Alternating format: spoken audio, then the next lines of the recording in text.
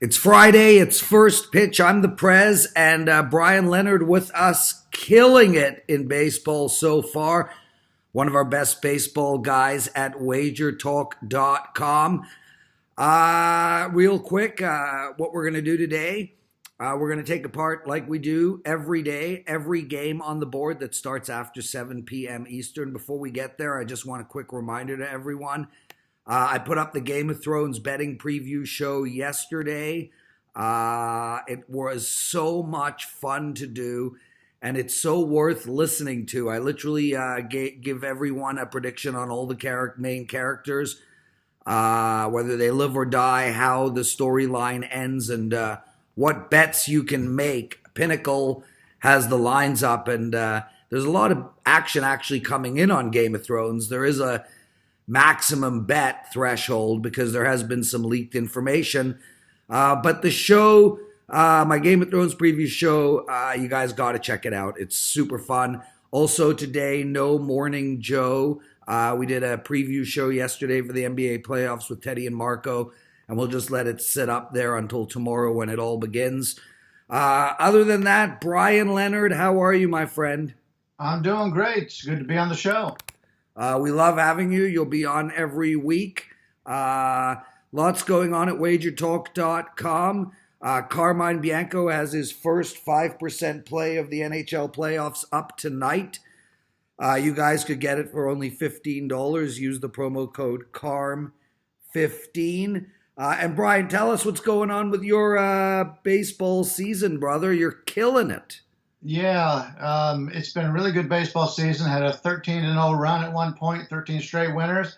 Today, it's sort of a customer appreciation day for myself. I put up 3 plays all in one package. We normally sell our packages with our 4% plays in on for $25 each. That would be $75, but I'm only charging $35 today, so you're saving $40. Great day to join our service. Really like these plays today, and as you mentioned earlier to me off air, that there's a lot of night games today. There's only one day game, and all the rest are at night, and these are all night games. There's way too many games on the board in baseball, although it is great for us as bettors because there's a lot of value. But it is tough to keep a show short when you got to talk about 12 to 15 games every day. So let's get right into it, brother. Washington 6-5 against Pittsburgh 6-5. The Nationals home favorite, big line today, minus 182 all the way up to minus 200 in some spots. And the over and under is 8. Corbin versus Williams. Williams has started off the season well. 12 innings pitched, a whip under 1 and a 2.25 ERA. Can he keep going? Or, I can't see you betting this home favorite. I actually put this out last night on the overnight line as my free play. So if you want to get more information, you can go to the website at wagertalk.com on this. But I'm going to make a comment on Trevor Williams. A lot of guys, when they're putting together their power ratings and they use a lot of the strikeout to walk kind of thing in Major League Baseball, which is why you always see the strikeout pitchers being so heavily influenced than normally a favorite.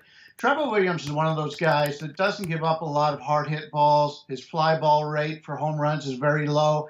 So even though the numbers, if you're just doing the strikeouts to walk ratio, is going to show that you want to bet against him, be careful about it. Like I said, I put the free play up today, and I'm confident in it. But this is a guy, and there's a few guys in the league. There's probably about 10 guys you really need to keep an eye on that don't get hit hard. And there's a lot of value in them because so many people are just using the computer, the stats showing that the strikeout to walk ratio. So he usually has some value.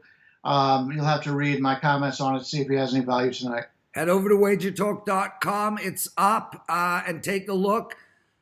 Brian, the Yankees started the season off slow, 5-7, but that's okay. I mean, long road ahead of us. The Chicago White Sox 3-8, 1-5 at home, and more importantly, only 2-3 on the road.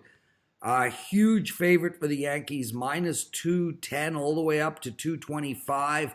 Chicago is plus 190. The over and under here is 9.5. I almost never bet the Yankees, especially at this type of number. What are you doing here?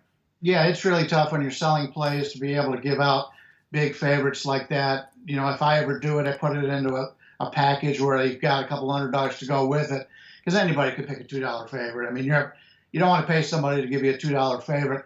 The Yankees, when they struggled early, they had a lot of those injuries. Now they're starting to get a couple guys back. A couple guys are on the fringe are coming back. CC Sabathia is coming back this weekend. But, Lucas Giolito was the top pitching prospect in baseball in the minor leagues for a few years. He had Tommy John surgery. Since he's come back, he's been a bet against pitcher. But he has the talent, and every few starts, he throws a gem. So the talent is still there, but he has control issues in many times. So it's tough to get an accurate adjustment on Giolito. I prefer guys who give you the same efforts pretty much every time out. Giolito's so up and down.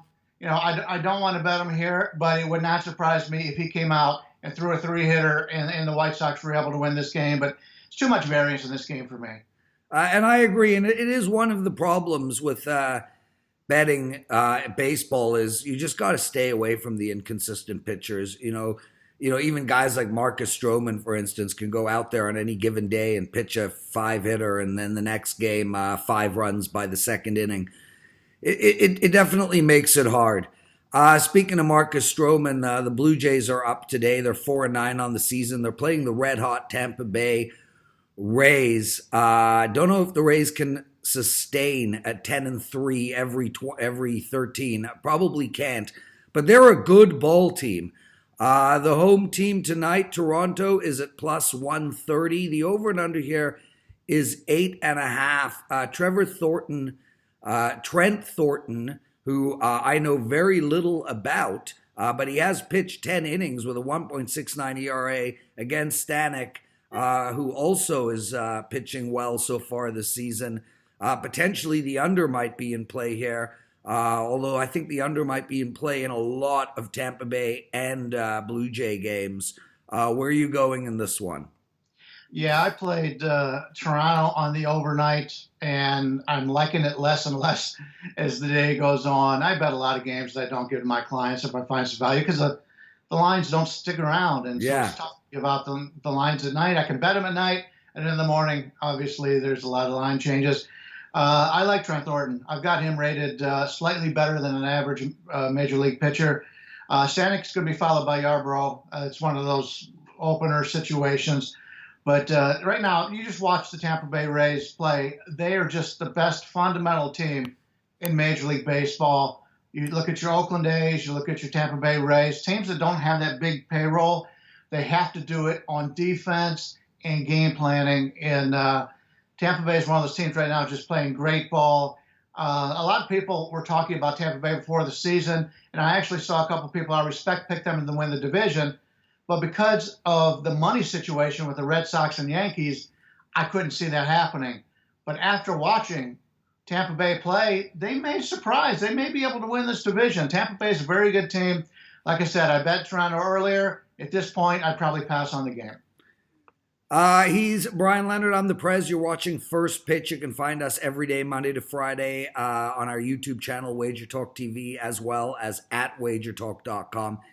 and sportsmemo.com. Brian, the Chris Davis-led Baltimore Orioles. Potentially the worst contract in history. There's been bad hockey ones. Alexander Day comes to mind, but from a baseball perspective, what a nightmare scenario. I think he's 0-53 now. He has the record. And I don't even know whether to cheer for him to get a hit. I mean, the bottom line is he's as good a guy as you could get. Just a genuinely nice human being. And I wish him nothing but success. But this run is fun. Everybody's getting into it. You kind of don't want it to end. Baltimore at plus 200 all the way to 220 in some spots tonight. Boston 4-9 on the season, real slow start.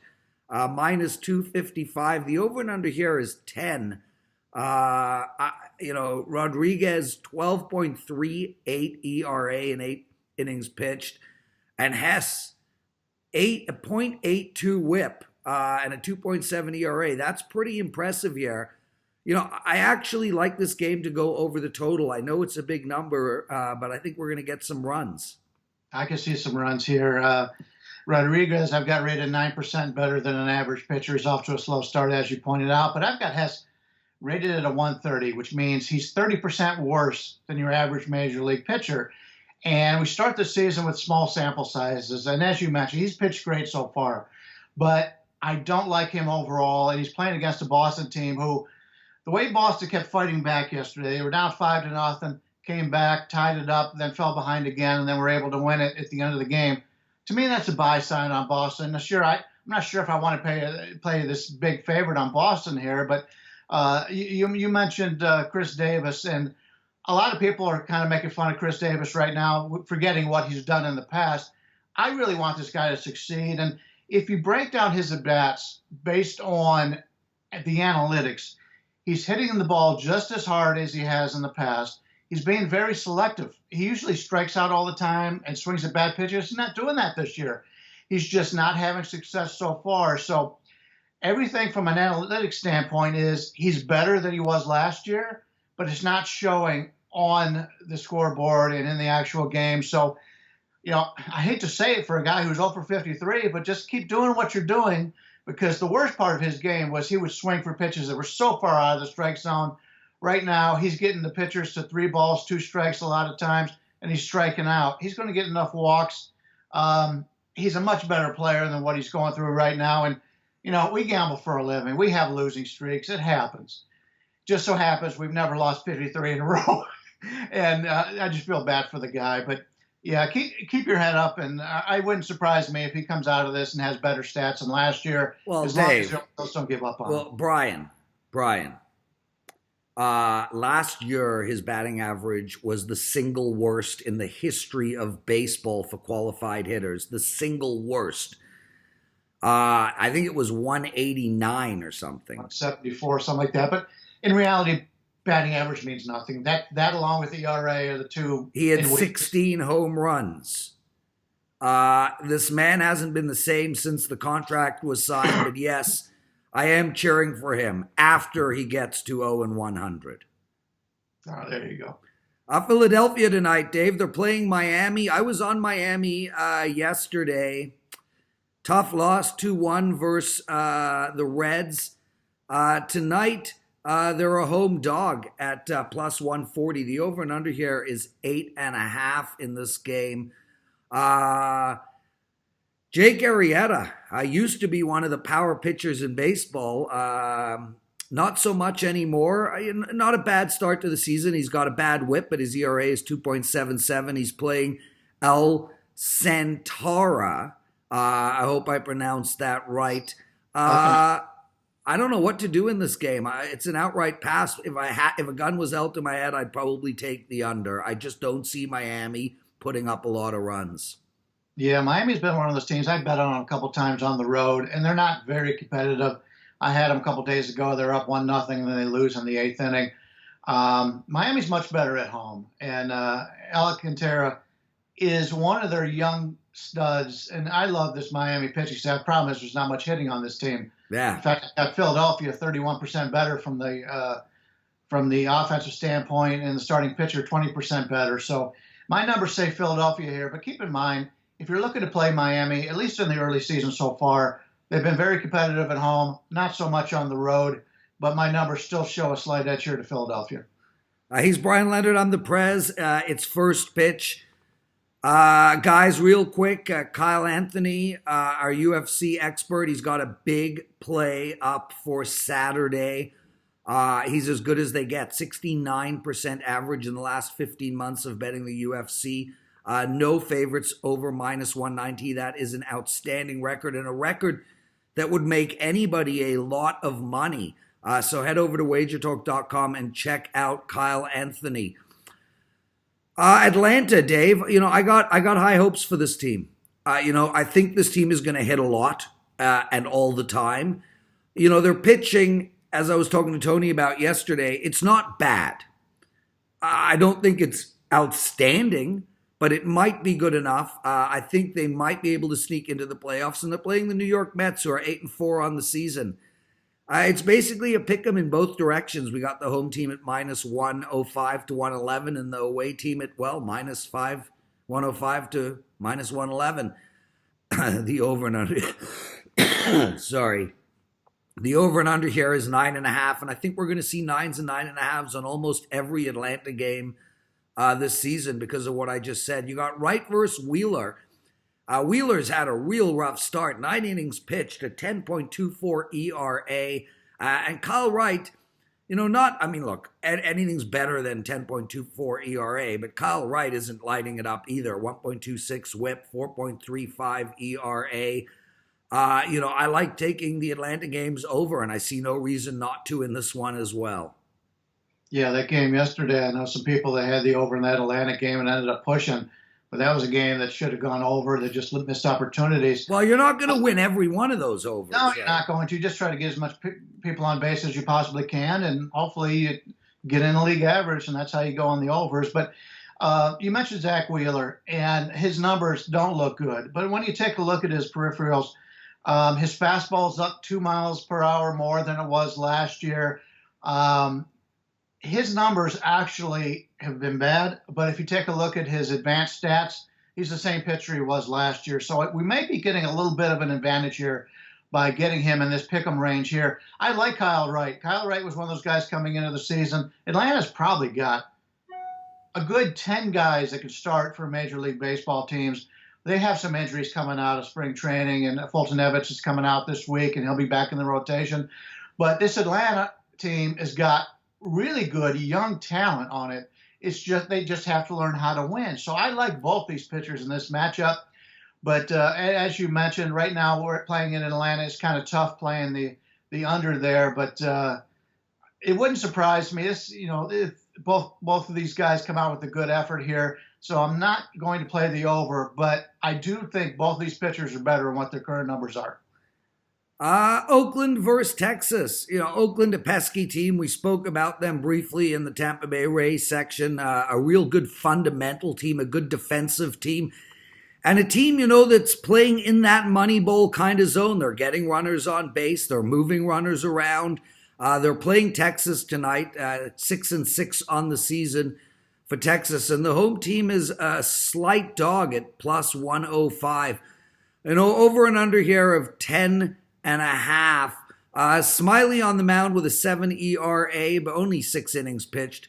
Mike Fears, 16 innings pitched already, and a terrible 5.94 ERA. It's tough to bet the overs, though, in this game. Even though Texas is a team that plays to the over, you're not going to make money taking Oakland over the total. This game is a pass for me, although if I had to bet it, I would lean slightly on the home dog. My line's basically what the line is on this game. Mike Fiers is one of those journeyman guys that, actually threw a no-hitter a few years ago. He's a guy that gives you a pretty decent journeyman showing every time he's out there. Drew Smiley was really coming into his own before he got hurt a few years ago. Now he's fighting his way back, and it's tough to bank on these guys. As you mentioned, he's only pitched 6 innings. Some of that is pitch count. Other it is ineffectiveness. But Smiley's a good pitcher when he's healthy. And at this point, he's not fully healthy yet, so it's tough to back him. I do rate the Oakland bullpen 10% better here. So if they go to the bullpen earlier, if you're looking to play the second half of this game, which a lot of places will let you play, the last 4 innings, I think Oakland has an advantage there depending on what the score of the game is. That would be the only way I would look, is if the game starts out where you can get some advantage on playing Oakland in the second half. But right now for the full game, it's right where my number is. Bryan Leonard, you are killing it in baseball. Guys, make sure to head over to wagertalk.com. Take a look at how Brian is doing, Marco is doing, Tony is doing, Koken is doing. I'm up pretty big.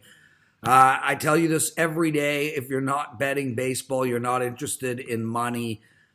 Kansas City 2-10. Oh, look, we expected them to be really bad this year. Obviously, they're not going to go 2-10 every 12 games. They're hosting Cleveland tonight. They're a plus anywhere from 123 to 145 dog. The over and under is 7.5. And again, like with the Oakland, I don't think you can bet Kansas City games over and think you're going to make money this season.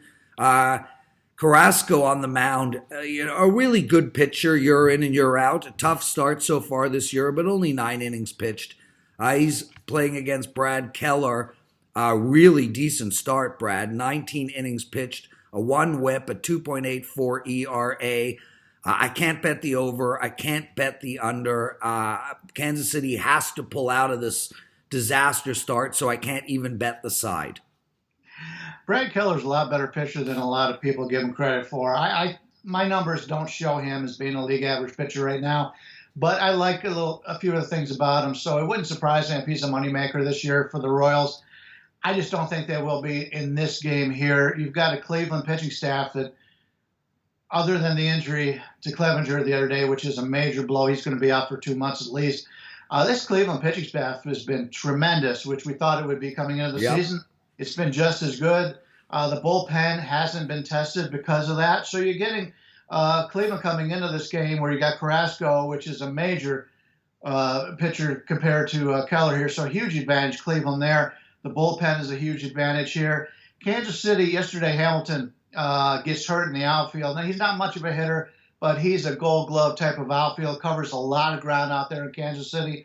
So without him starting in center field, he's supposed to be day-to-day. We'll see what happens. But Kansas City's outfield is very good defensively.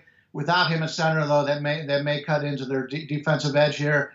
But to me, the line's a little bit short. I played this earlier. I played this overnight at 43.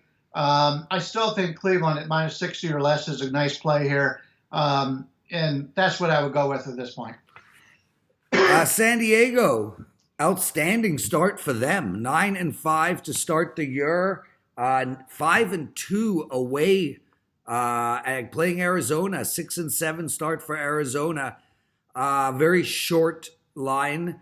The home team, Arizona, basically a pick 'em. The away team is minus 125. The over and under is 8.5.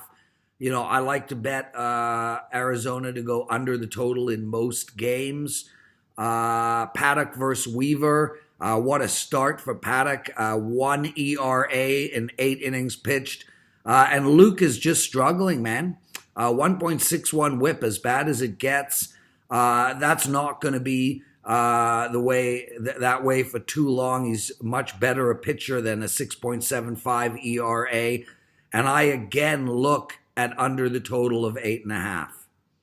Yeah, Luke Weaver had a nice future going for him until last year in St. Louis. He just couldn't buy a win, didn't play well at all. The change of scenery, I think, is going to help him here going to Arizona, where they're using the humidifier there and humidor, excuse me, the humidor in Arizona.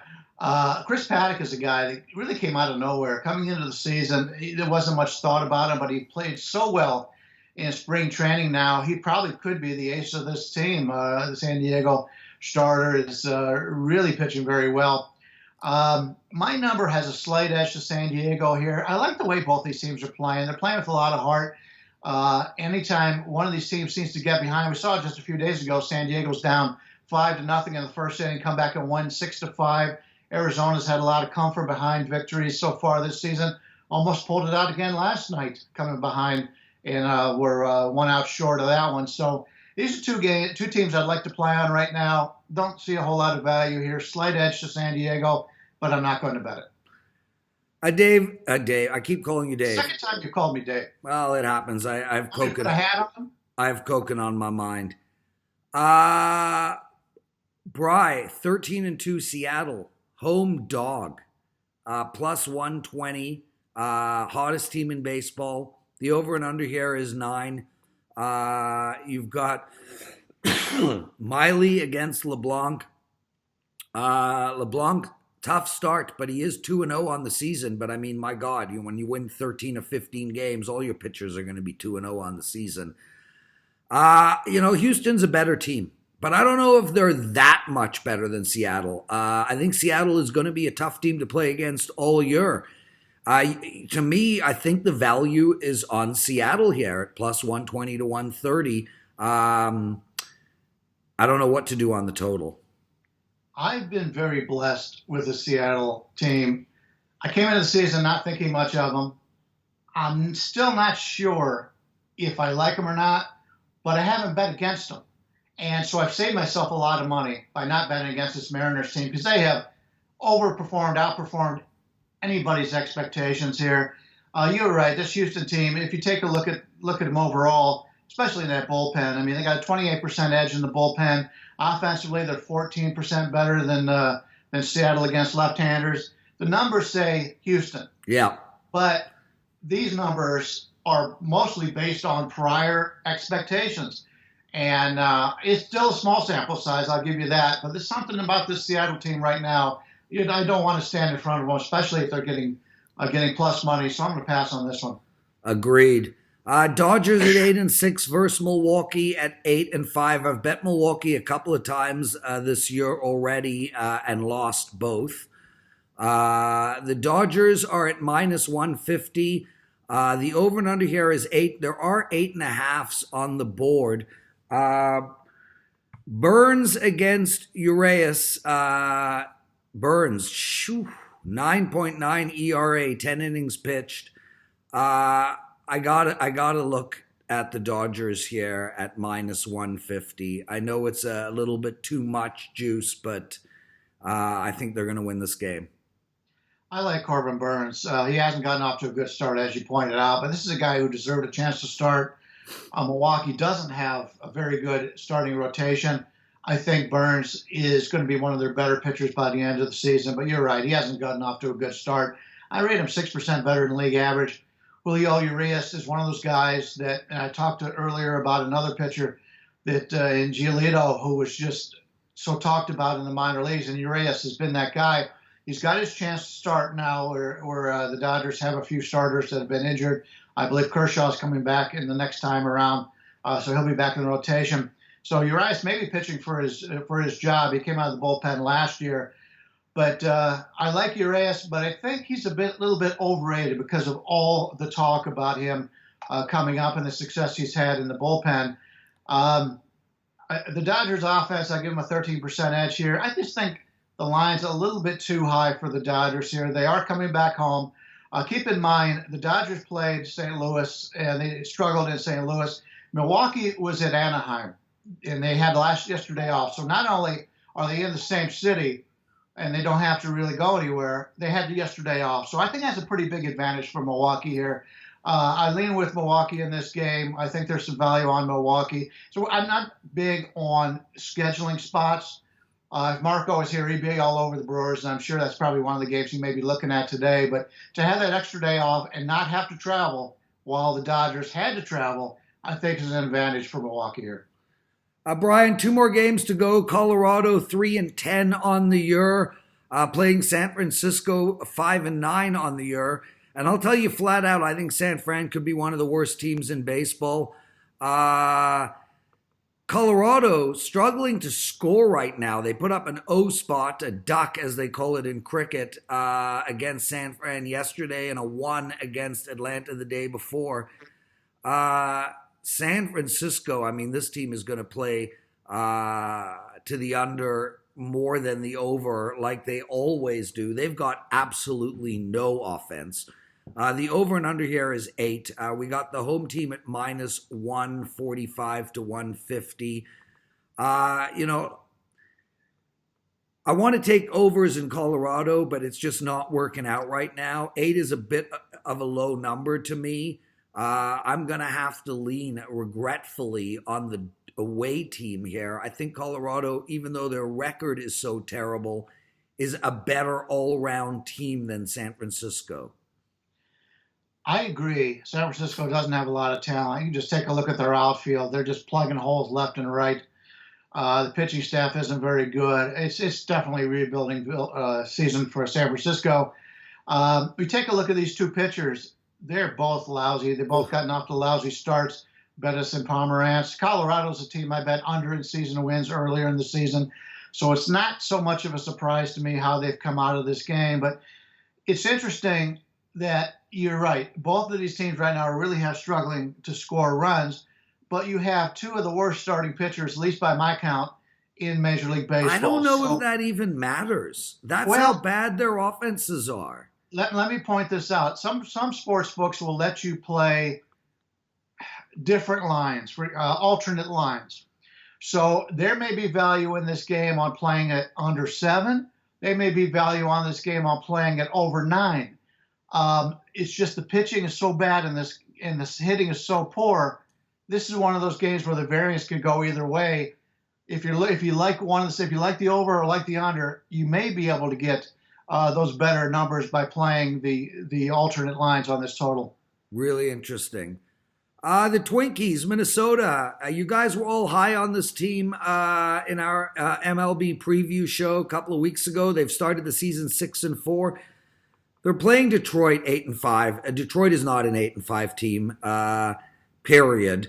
We have the home team at -175. The over and under is 8. It's too big a line for me. Pineda, 2 ERA, 0.78 whip, as good as it gets. Daniel Norris, the hippie, at 5 ERA. And just so that you understand, all your listeners, I'm a hippie too. I went to 64 Grateful Dead shows, so I am not insulting Mr. Norris. Look, if I'm going to play this game, I'm going to take Minnesota on the run line. And I know you don't want to take home teams on the run line because you miss out on that 9th inning. But I think it's the only way to play this one. I have a guaranteed winner right here. I guarantee this game goes under because it's already been snowed out. They're canceled this game. It won't be played today. Way to just let me talk it out there. I thought that was one way for me to get back to you, is the way letting you do all your analysis. Well, and you know the thing is, I do my work till 4 a.m. every night, and then I get up literally as these shows begin. Which your hair usually points out. You're the last person to be mocking my hair. Like, hey, Marco could mock my hair. We're one of the few guys on the website that has hair. That, and yeah, although mine is gray and yours isn't, and we're probably around the same age. So a little bit gray coming in. Yeah, I didn't have these until I started doing these podcasts with you. So, wow. You're going to be completely gray by the end of this baseball season. Oh, jeez. Well, hopefully not if we continue to win. He's Bryan Leonard. I'm the Prez. That's First Pitch. Guys, make sure to listen to Puck Time today with me, Alex, and Carm. And check out my Game of Thrones preview show. There's no Morning Joe today. Carm has a 5-unit NHL play up tonight. We're using the promo code CARM15. It's $15. His first 5-unit play of the playoffs. Bri, thanks so much for joining us, dude. We'll see you next week. I'll send out the schedule on Sunday night. You're the best, and best of luck over the next few days. Good luck to everybody.